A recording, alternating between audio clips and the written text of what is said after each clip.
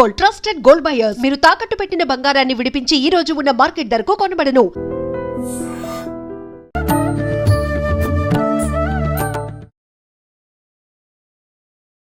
నమస్కారం, welcome to I dream. ధర్మ మార్గం విత్ విజిత కార్యక్రమానికి స్వాగతం. ప్రస్తుతం మనతో పాటు ఉన్నారు ప్రముఖులు, ఆధ్యాత్మికవేత్త బ్రహ్మశ్రీ రాధాకృష్ణ శర్మ గారు. ఇప్పుడు వారితో మాట్లాడి మరిన్ని విషయాలు తెలుసుకుందాం.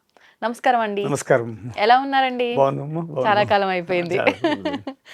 ఓకే, టాపిక్ ఏంటంటే ఆషాఢ మాసంలోనే మనం ప్రస్తుతం ఉన్నాము. మనకు రాబోతోంది మరి కొద్ది రోజుల్లో ఆషాఢ అమావాస్య. అమావాస్య అనగానే పితృదేవతలకు సంబంధించిన ఒక రోజుగా మనం ఎక్కువగా భావిస్తాము. సేమ్ టైం మనకు అంటే ఎక్కువగా నెగిటివ్గా ఆలోచిస్తూ ఉంటారు అమావాస్య అనగానే. కానీ ఆ రోజున దేవతా ఉపాసనలు చేసుకుంటే కూడా మంచి ఫలితం ఉంటుందని చెప్పి అంటారు. అసలు నిజంగా ఈ ఆషాఢ అమావాస్యకి ఏదైనా ప్రత్యేకత ఉందా? ఈ విధానాలన్నీ మనం ఆచరించాలా వద్దా? ఎటువంటి విధానాలు ఆచరించాలో వివరించండి. నమో నమః.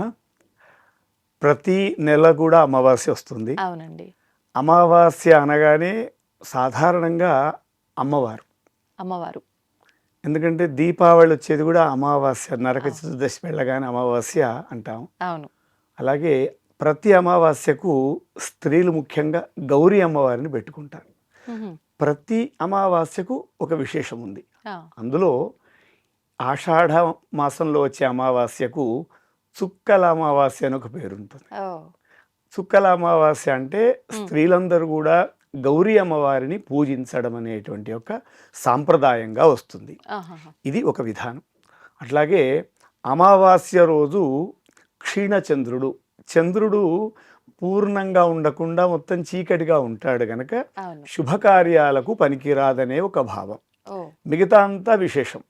కానీ ఆ శుభకార్యాలు అమావాస్య రోజు చేయకూడదు. కానీ ఇది పితృదేవతలకి చాలా తృప్తినిచ్చేటువంటి రోజు. మామూలుగా ఎవరైతే గతిస్తారో, అమ్మ కానీ నాన్న కానీ పెద్దవాళ్ళు ఎవరైతే ఉంటారో వాళ్ళకి నిత్య తర్పణం అని ఒకటి ఉంటుంది. నిత్యం అంటే ప్రతిరోజు కూడా మనం రోజు ఏదైనా దేవుడి పూజ చేసినా, సంధ్యావందనం చేసుకున్నా, అగ్నికార్యం చేసుకున్నా, ఏది చేసినా అవన్నీ అయిన తర్వాత తర్పణం చేయాలి పెద్దవాళ్ళకి. ఒకవేళ ముందే తర్పణం చేస్తే ఇంకా మిగతా ఆ రోజు వేరే శుభకార్యము పూజ చేయడానికి లేదు. ముందే అంటే ఎన్ని రోజుల ముందు? ఆ రోజు కారు ప్రతిరోజు మనము అంటే ఆ రోజు పొద్దున్న సమయంలో మనం గనక పితృ కార్యక్రమాలు చేస్తే మరుసటి తర్వాత శుభకార్యాలకు పనికిరాదు ఆ రోజు. ఎందుకంటే ఇది విశేషమైంది. అంటే దేవతారాధన కూడా పనికిరాదా? ముందే చేసుకోవాలి. చివరిగా చెప్పారు అందు గురించి. ఒకవేళ మనం బయటకు వెళ్లాల్సిందున్నా 8 గంటలకు బయటకు వెళ్ళాలన్నా 7 గంటలు 8 గంటల లోపే నిత్య దేవతార్చన అంతా చేసుకోవాలి. ఎప్పుడైతే పితృతర్పణం చేస్తే ఇంకా ఆ రోజు ఏం లేదు. ఇంకా అంత విశేషమైంది. సాయంకాలం ఉంటే వేరు విషయాలు, ఆ మధ్యాహ్నం వరకు కూడా.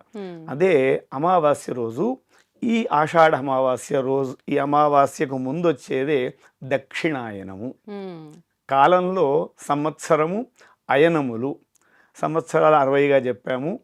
అది 365 రోజుల కాలము.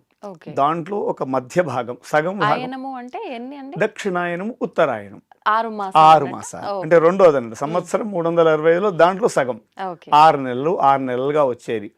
మకర సంక్రమణం అని అంటాం మనం. దాన్ని సంక్రాంతి అంటారు.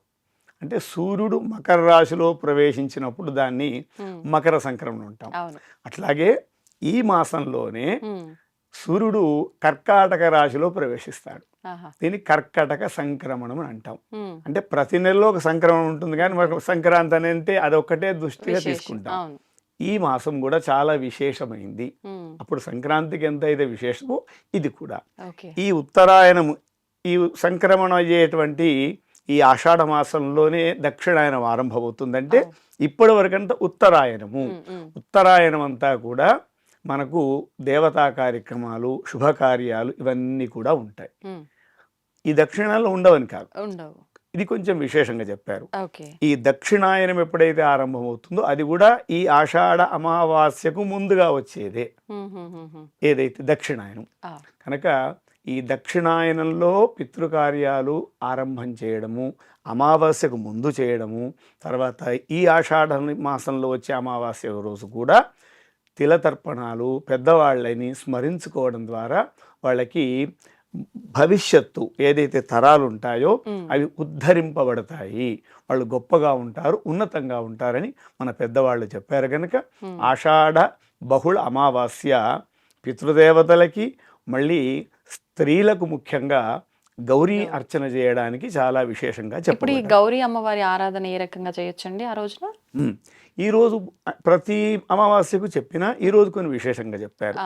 ఈరోజు స్త్రీలందరూ కూడా చక్కగా గోమూత్రం గోమయం శుభ్రంగా చేసుకొని పసుపుతో అలంకరణ చేసుకొని మండపాన్ని దేవుడి దగ్గర పెట్టుకొని ఒక చిన్న దీప ప్రమిద, ఆ దీప ప్రమిదలకు అన్ని చుక్కలు పెడుతుంటారు.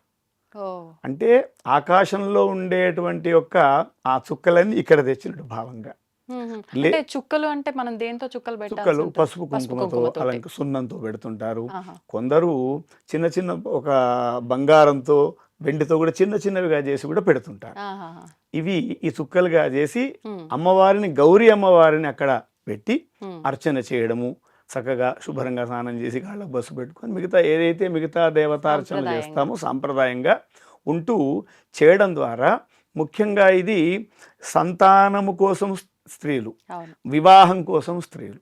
ఎందుకంటే వచ్చే శ్రావణ మాసంలో మళ్ళీ శుభకార్యాలన్నీ అవుతాయి కనుక వాళ్ళకు శుభం కలగాలని ఈ అమావాస్య రోజు చేస్తారు. కానీ అమావాస్య అంటే భయపడాల్సిన అవసరం లేదు, ఏ రోజు భయపడాల్సిన అవసరం లేదు.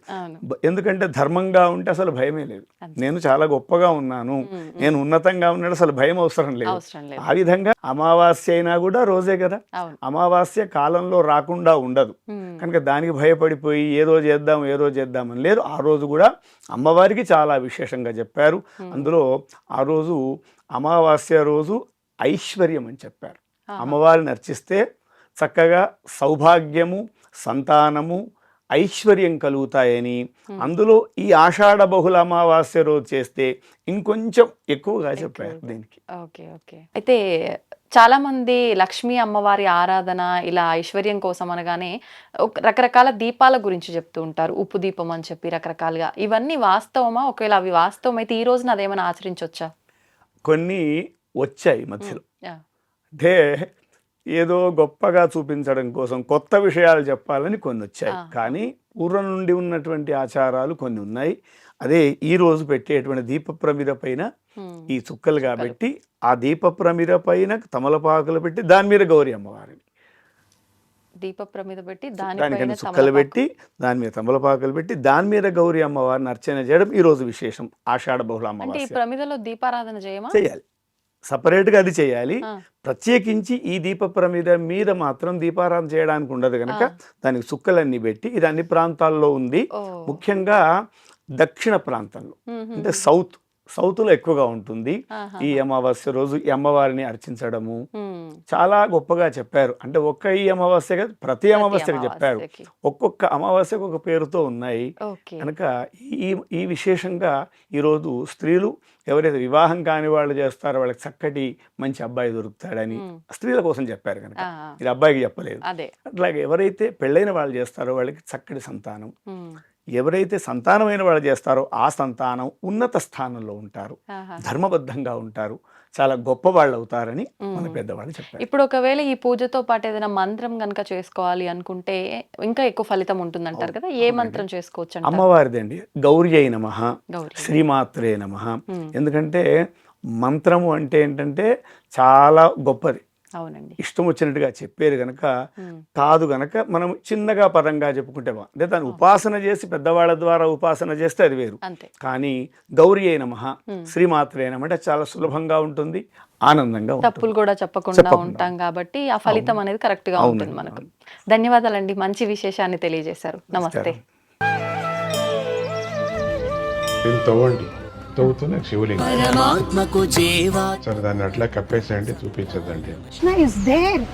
మూర్తి పూజ కాదు, సాక్షాత్ బ్రజేంద్ర నందన భగవాన్ ఉన్నారు మూర్తిలో. ఏమీ ఆశించకుండా ఆరాధించే వాళ్ళు కూడా ఉన్నారా ప్రభుజీ? నిజమైన భక్తి అంటే మనకు తెలియదు కాబట్టి